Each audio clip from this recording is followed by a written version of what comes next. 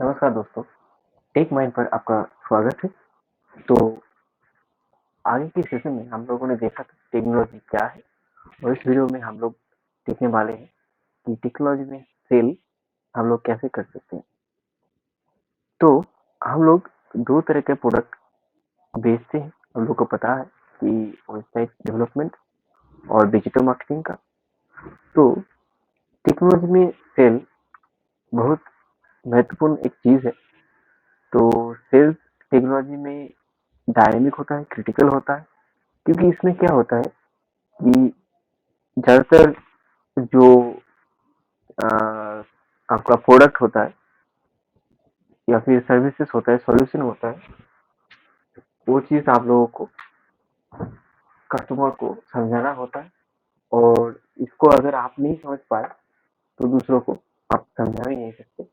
इसलिए इसमें आपको खुद को ज़्यादा स्ट्रॉन्ग बनाना है कि कौन सा प्रोडक्ट किस लिए है, क्या काम आता है, ये पूरा आपको समझना है। उसके बाद आप समझा सकते हैं। और इसमें क्रिटिकल इसलिए है क्योंकि अगर आप ठीक से नहीं सीख पाए तो ज़्यादातर चांसेस ये है कि आप लोग ठीक से काम नहीं कर।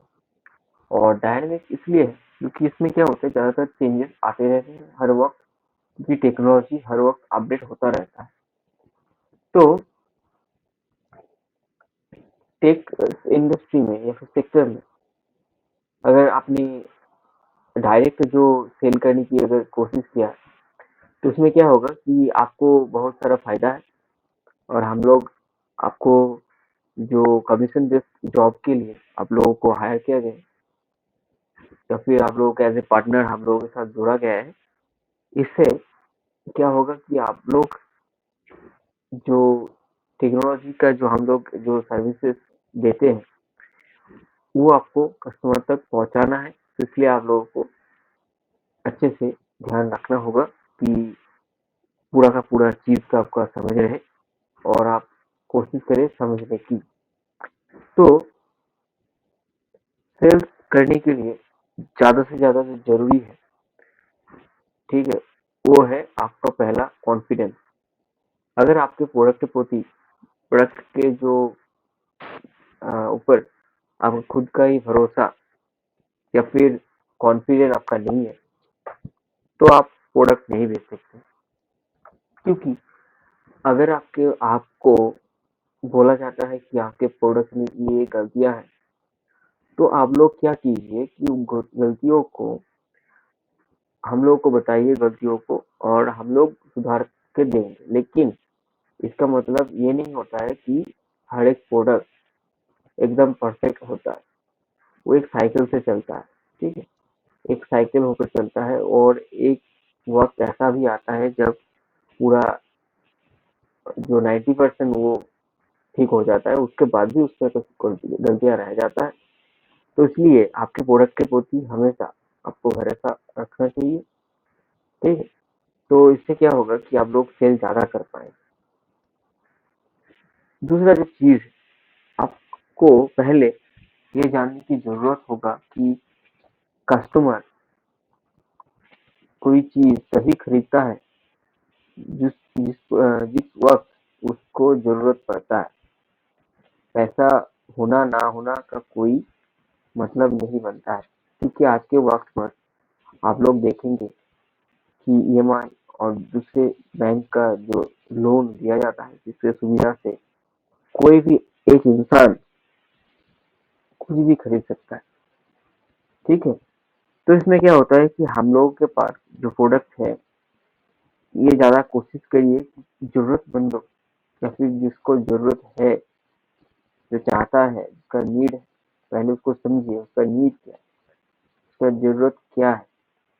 उसके बाद उसको प्रोडक्ट सजेस्ट कीजिए। अगर आप उसका जरूरत है, मान के चलिए उसका पोर्टफोलियो वेबसाइट की जरूरत है, लेकिन आप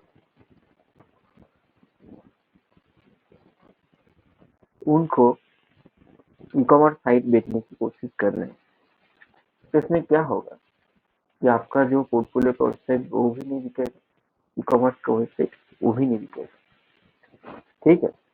तो दूसरा तो हो गया तीसरा जो तरीका है वो है, अगर किसी ने आपके पास एक प्रोडक्ट लिया, मान के चलिए आपके पास उन्होंने वेबसाइट बनाने का जो काम है उनको आपको दिया, तो आप क्या करेंगे? उनको बोलेंगे कि सर देखिए, हम लोग के पास दूसरा भी डिजिटल मार्केटिंग करके एक प्रोडक्ट है जो इसके साथ बंडल में आता है, ठीक है, तो हम लोग आपको बंडल प्राइस करके देंगे और इससे क्या होगा कि आपका जो सेल अमाउंट है वो बढ़ जाएगा, इससे आपका ही फायदा होगा। तो और उनका क्या फायदा होगा, क्योंकि हर एक लोग चाहता है मेरा क्या फायदा होगा ये जाने, बल्कि दूसरों को क्या फायदा होगा, ज्यादातर लोग। तो इसमें क्या होता है कि उनको ये फायदा मिलेगा कि उन लोगों को दूसरे हर जगह पर दौड़ने की जरूरत नहीं होगी, एक जगह पर ही कम कीमत पर दो ही चीज मिल जाए। तो इसको हम लोग बिजनेस के भाषा में कॉस्ट सेल बोलते हैं और आपको कॉस्ट सेल करना चाहिए, ठीक है। तो इसके बाद हम लोग देखेंगे कि चौथा जो सेल का महत्वपूर्ण चीज है वो है कि आपको बेचने की कोशिश नहीं करनी, क्योंकि अगर आपने बेचने की कोशिश किया तो खरीदेगा नहीं। आपको उसको इसका फायदा समझाना होगा कि इससे उसका फायदा क्या है, ठीक है। मैं पहले ही बता चुका हूँ आपको, लेकिन मैं दूसरा बार बता रहा हूँ इसलिए क्योंकि आपको उसको फायदा गिनाना है। देखिए, अगर फलाने पेन को आपने खरीदा तो आपको ये जमेगा नहीं, ठीक है, ये चलता रहेगा।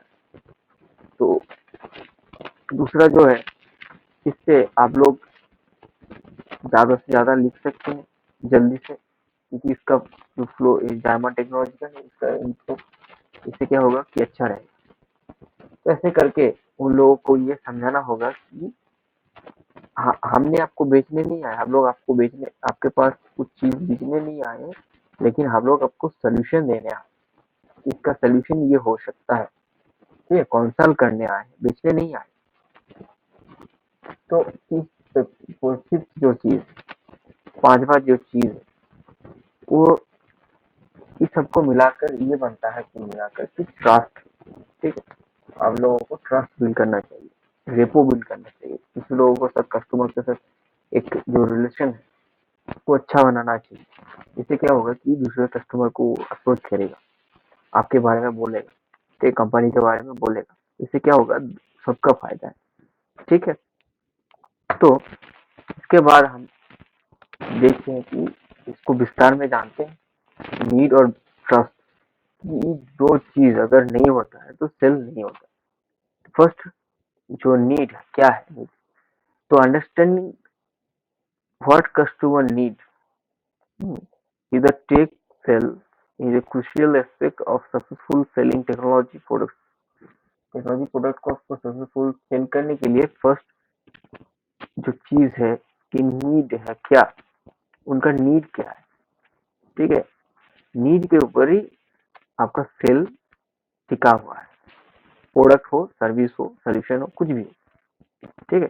प्रोफेशनल हर वक्त अपने प्रोडक्ट के ऊपर फोकस करके स्पेसिफिक जो रिक्वायरमेंट उनका क्या सॉल्व हो रहा है वो बता देते हैं। इसलिए क्या होता है कि पहले जानने की कोशिश कीजिए कि उनका प्रॉब्लम क्या है, उसके बाद उस प्रॉब्लम के ऊपर हम लोग जो सोल्यूशन दे रहे हैं उससे क्या उनका फायदा होगा ये समझा दीजिए, बस काम आपका हो जाएगा।